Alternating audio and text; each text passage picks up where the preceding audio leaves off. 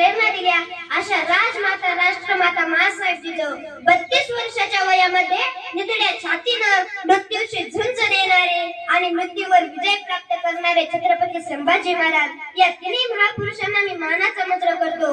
अनेक स्वातंत्र्यवीरांनी झेललेल्या गोळ्या निधड्या छातीवर म्हणून आज आपण उभे आहोत स्वाभिमानाने या भारत देशाच्या मातीवर। सूर्याच्या तेजाप्रमाणे चमकणारे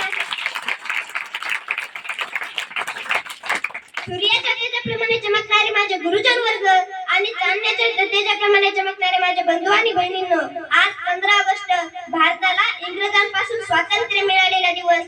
या दिवशी मला 2 शब्द बोलण्याची संधी दिली त्याबद्दल मी मान्यवरांचे शतशः आभार मानतो। मित्रांनो, आपल्याला हे स्वातंत्र्य मिळालं ते इतकं सहजासहजी नाही मिळालं, यासाठी कित्येक महात्म्यांनी आपल्या प्राणाचं बलिदान दिलं।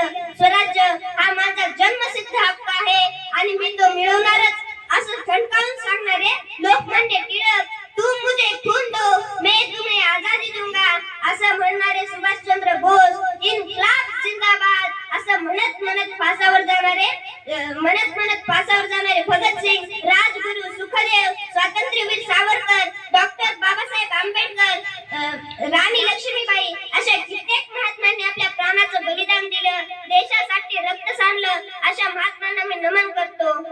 आपल्याला आता देशासाठी रक्त सांडण्याची गरज नाही, देशासाठी रक्त सांडण्याची गरज नाही, घोड्यावर बसून तलवार चालवण्याची सुद्धा गरज नाही। 350 वर्षापूर्वी छत्रपती शिवाजी महाराजांनी जनतेला एक मंत्र दिला होता, पाणी अडवा पाणी जिरवा, आणि हा मंत्र 350 वर्षापूर्वी त्यांनी अंमलात आणला।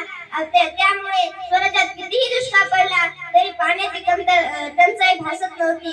पण आज आपण 21व्या शतकात जगत आहोत तरीही आपल्याला 2023 ला भूषण पाणी टंचाईला तोंड द्यावे लागले। याचं एकमेव कारण म्हणजे छत्रपती शिवाजी महाराजांनी जो मंत्र दिला होता तो काय आपण उलट वापरला। याची अडवा त्याची जिरवा।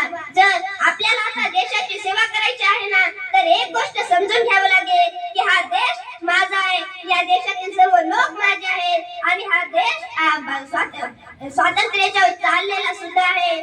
आपल्या शाळेतील शिक्षक तिथे 3 तास शिकवायचे ते शिक्षक आज आपल्याला 8 तास शिकवतात, रविवारी देखील शिकवतात। मित्रांनो, हीच तर खरी देशसेवा आहे।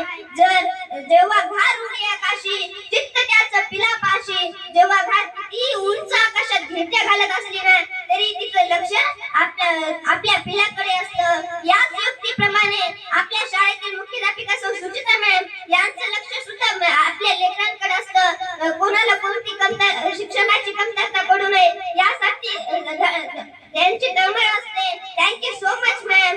आमच्या एवढे बोलून मी माझे 2 शब्द संपवतो।